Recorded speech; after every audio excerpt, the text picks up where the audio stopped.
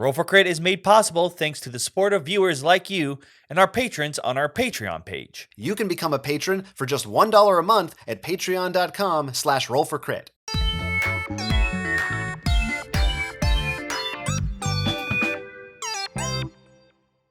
Today, we're taking a look at another entry in Bicycle's attempt to enter the tabletop arena outside of poker, and that is with Alpha.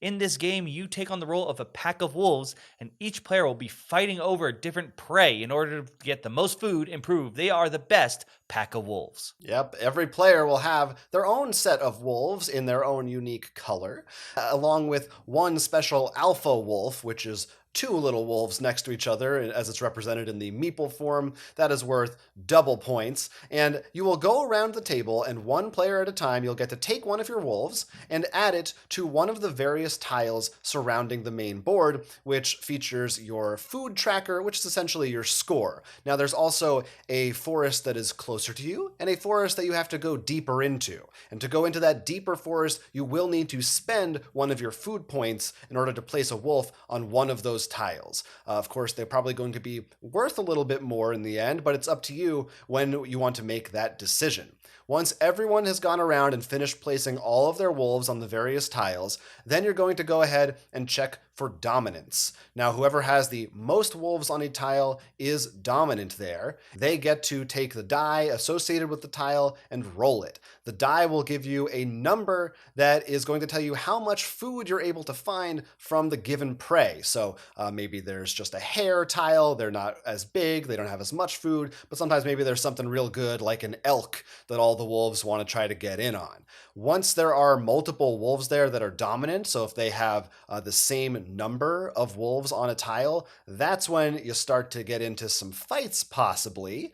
And everyone has a tile, a special round token, which says fight on one side and share on the other.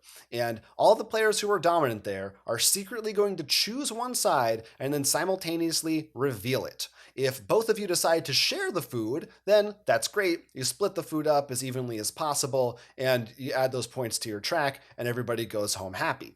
If one player fights and the other player shares, then the player who fought just gets all of the food outright, and the other player goes home empty-stomached. And then if both players decide to fight it out, they will actually lose one of their wolves. It becomes injured, and you have to wait a full round before you get that back. So in the following round, you are going to be minus a wolf. It'll be a little harder for you to compete on the various tiles. There could be more than two dominant packs on a tile, so you might have 3 or 4 players potentially putting in their fights or shares at the same time. And if one player sits back and shares while the other players are all fighting, then they get all the food and the other players simply get injured. Tied for dominance is not the only way you will fight. Most of the bigger creatures can end up with a C on their die, which stands for carrion. It means the animal was weak and was pretty much able to be taken down. And everyone's going to be part of it, whether you're dominant or not, for fighting over that body. Regardless, if it ends with C for the carrion and that conflict ends, you're going to flip it over, and pretty much next round, there's only like a corpse for you to eat off of, and only one person can get meat off that no matter what. There is one other special tile, and it's not far, but it is very dangerous, and that's livestock. You can try to go after the livestock of people, but as you know, farmers don't like that. They may try to shoot on you. This die has a 50-50 chance of getting food, or either just failing or an outright killing one of your wolf meeple. This is not like injury. You're not going to get back in the future. You lose it permanently. So this is a high risk, high reward tile. You're going to play through this a certain number of rounds, either spending food to get more wolves into the deep forest area, or maybe competing in the more local areas. But at the very end, you're going to see who has the most food, and whoever has the most will be declared the winner. Yeah, it's as simple as that.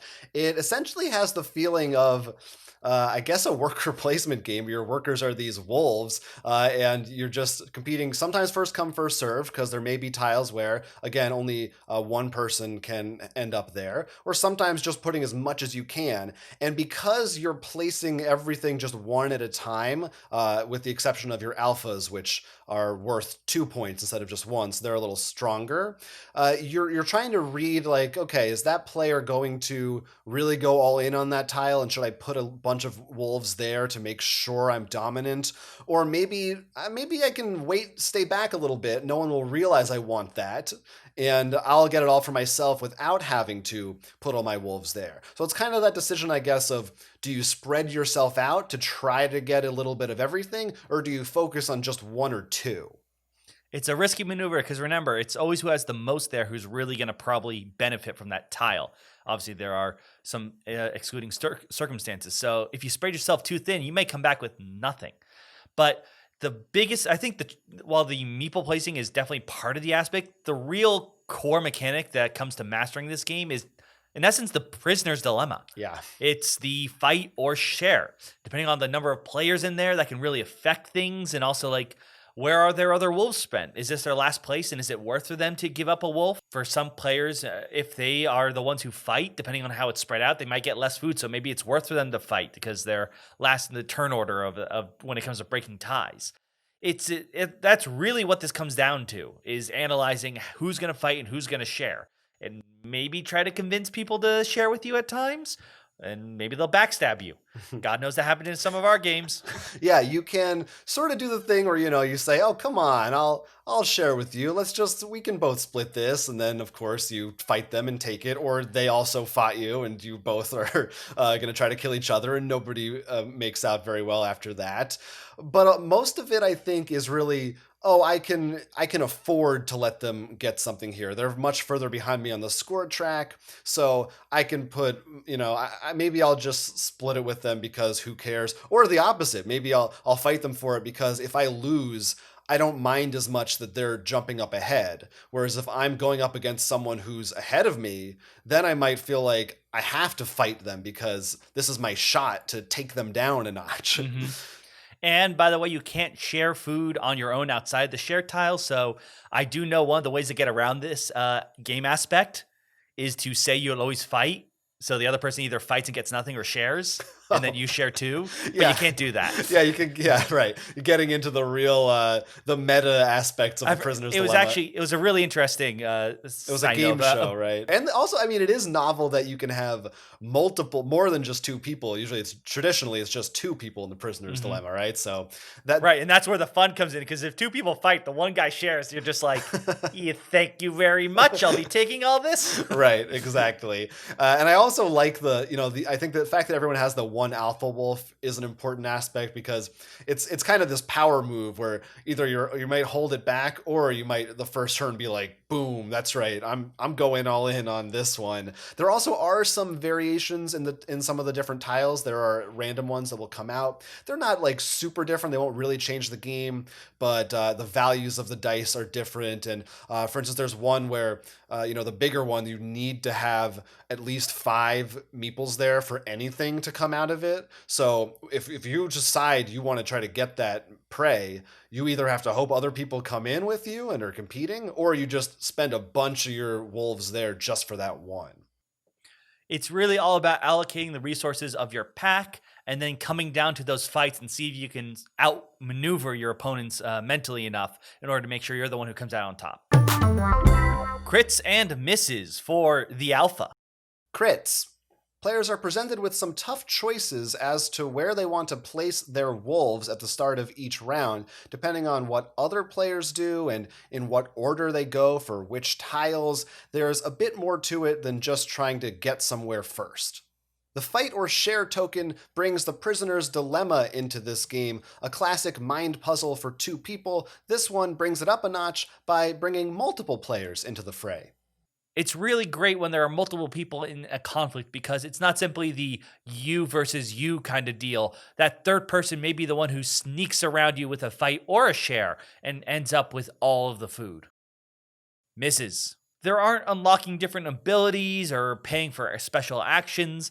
Even with the dice rolling that happens on some of the tiles, they tend to be somewhat predictable. And this game tends to be just rinse and repeat of doing the same actions over and over. It can get a little repetitive. Nothing about the mechanics fundamentally change even towards the end of the game, so you don't ever feel a real sense of climax. It just kind of ends when it ends. I did have fun at first trying to play mind games with the meeple and also the prisoner's dilemma. We did have some amazing, upsets with fighting and promises and someone who said they'd share and they didn't. But after the end of the game, you're sort of just like, yeah, I'm going to get the food here. You're dominant, whatever. It didn't really feel like some big fight at the end or some huge shocker. And it's like, yeah, it's better for you to fight because no matter what, you just keep me from getting the food or something, just sort of dwindled out at the end. And I think that's where its biggest problems lie. Yeah, that's my biggest thing is I wish there was some kind of a final showdown at the end. Something like now you're in the end phase of the game, there's a new round and it's everybody has a big conflict somehow, or like the new final tile comes out and that has special rules. Like just something to make it feel like this is the end of the game. It's sort of by the time you get to the last round or two, you kind of just look and see like, oh, that person's like 15 points in the lead. They're probably gonna win. So I almost felt like just here I go putting my guy down. I'll try, but you can sort of see what's gonna happen before it happens, which is disappointing. I actually remember you even bringing up during the game, being like, "So what are we doing? Like, why is this ending now after this many rounds? I think it's winter." Oh, right. Like what's thematically, it's just the wolves aren't hungry anymore. They're going home. They're just done. So yeah, I don't think it's a bad game. It's relatively light and it has some interesting ideas in it, but it doesn't really have like a spark that makes it stand out to me above any other games. Maybe I think it'd not be too hard for them to throw in a little expansion for this if that's something they were interested in pursuing, that you could elevate a dire this. wolf expansion. There you go. I think now you're hunting dragons and knights and there's all sorts of things you can do. They really should be hiring us for this stuff. We're giving it away for free. Let us know in the comments, have you played the alpha? And have you felt similar things to us or different things, and talk to us about them? We'd love to hear it from you. I'm Jonathan. I'm Will, and this has been Roll for Crit. We would love it if you liked and subscribed to this channel and supported us on Patreon as well. For legal reasons, we've got to disclose we're on Facebook, Instagram, and Twitter with more awesome content.